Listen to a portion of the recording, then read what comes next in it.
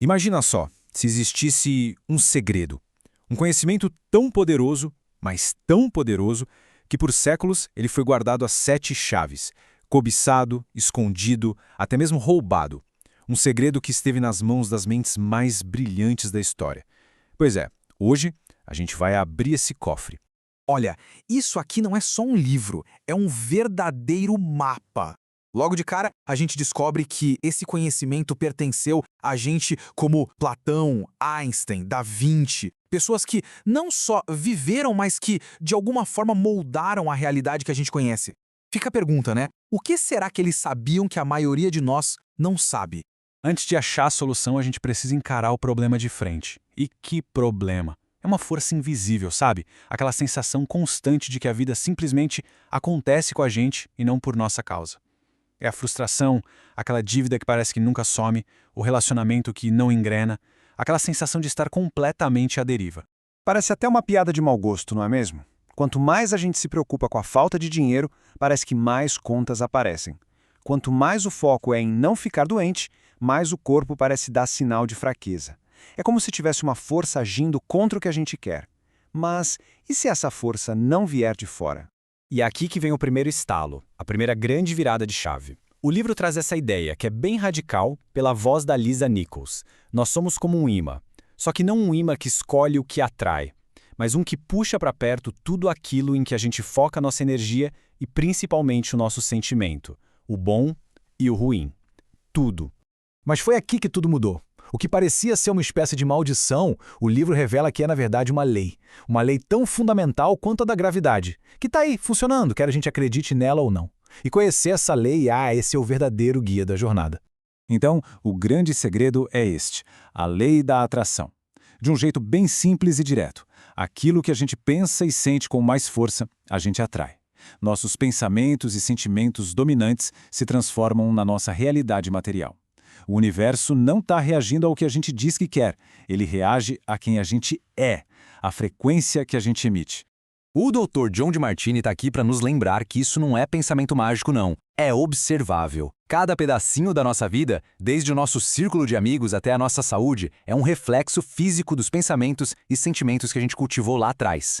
É um princípio que está em ação o tempo todo. Pensa assim, a mente é uma torre de transmissão. E os nossos pensamentos, as nossas emoções, são as frequências que a gente está emitindo 24 horas por dia. Essas frequências viajam pelo universo e voltam para a gente na forma de experiências de vida correspondentes. A pergunta que não quer calar é, qual é o sinal que está sendo transmitido agora? Beleza, a lei foi entendida, mas e aí? Como é que a gente sai da teoria e vai para a prática? Como deixar de ser uma vítima dessa atração e passar a ser um mestre dela? O livro nos dá um processo criativo, um método de 3 passos bem claros para a gente manifestar de propósito a realidade que a gente deseja. E o processo é de uma simplicidade genial. Primeiro passo, clareza. O que se quer de verdade? Tem que pedir, ser específico. Segundo, fé. É preciso acreditar que já recebeu, não que um dia vai receber. Acreditar no futuro mantém o desejo sempre no futuro. E o terceiro, que talvez seja o passo mais crucial de todos, o sentimento. É preciso sentir a alegria, o alívio, a gratidão agora, como se o desejo já fosse real. O maior obstáculo de todos, claro, é a dúvida.